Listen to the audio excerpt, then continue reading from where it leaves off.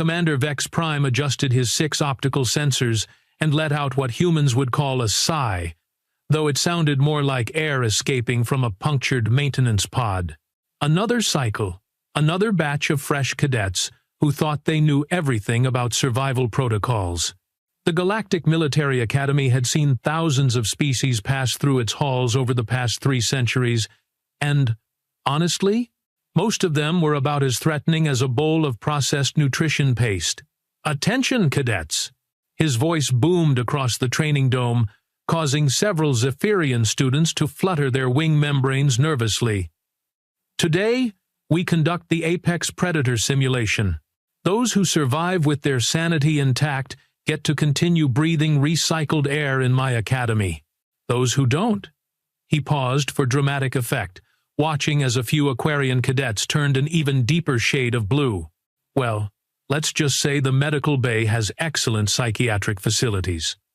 The training dome itself was a masterpiece of terror-inducing architecture. Bioluminescent strips cast eerie shadows across the metallic walls, while hidden speakers projected the sounds of various deadly creatures from across the galaxy. Today's featured monster was a Krathian void stalker, a creature so nightmarish that even seasoned space marines occasionally wet themselves at the mere mention of its name. Cadet Jix 9, from the Crystalloid Consortium, raised one of his 4 arms. "Sir, what exactly constitutes survival in this scenario?" "Outstanding question, Rockbrain," Vex Prime replied with barely concealed amusement. "Survival means not getting your consciousness scattered across 17 dimensions while screaming for your birth parent. The protocol is simple. When you encounter the predator, you run. Fast. Preferably faster than the cadet next to you." A ripple of nervous laughter passed through the assembled students. There were 47 cadets in total, representing 23 different species. Most were what the Academy classified as standard prey response species, beings whose evolutionary history involved a healthy appreciation for the concept of anywhere but here when faced with mortal danger. And then there were the humans. Vex Prime's primary optical sensor focused on the small group of bipedal mammals huddled near the back. Humans were peculiar. Their homeworld, Earth, was classified as a Class 7 death world, which meant that by all rights, these creatures should have evolved into either apex predators or paranoid survivors. Instead, they seemed to have developed into something far more dangerous. Beings who looked at the universe's most terrifying monsters and asked, "But can we pet it?" Cadet Elena Vasquez stood with her arms crossed, her dark eyes scanning the dome with what appeared to be professional interest rather than terror. Next to her, Marcus Thompson was actually grinning, as if the prospect of facing a creature that could dissolve molecular bonds with its saliva was somehow entertaining. "Sir," Elena called out, her voice carrying that distinctive human quality that Vex Prime had learned to associate with impending headaches, "are we allowed to analyze the predator's behavior patterns during the exercise?" "You are allowed to do whatever keeps you breathing, cadet.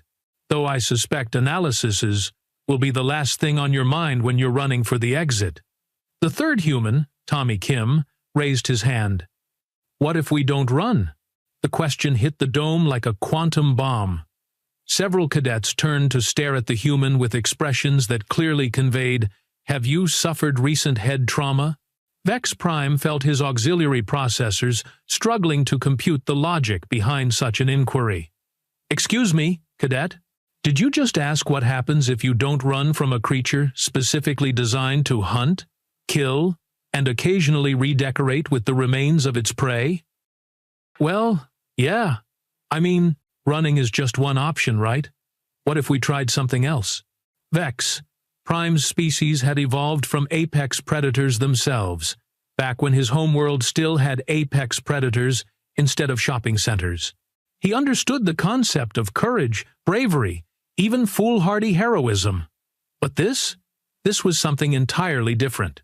This was humans being humans, which, in his professional opinion, was the most terrifying force in the known universe. "Very well," he said, making a note in his personal log to increase his hazard pay. "The simulation will commence in 60 standard seconds.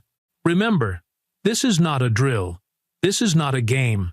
And this is definitely not the time to satisfy your species' apparently suicidal curiosity about things that want to eat your face."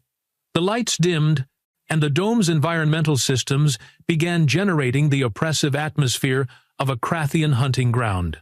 The temperature dropped to just above freezing, and the air grew thick with artificial fog that carried the scent of decay and ancient malevolence. "Simulation initiated," the Academy's AI announced in its annoyingly cheerful voice. "Krathian Void Stalker active." Watch the full video on my Spotify channel. Click the link in the description below.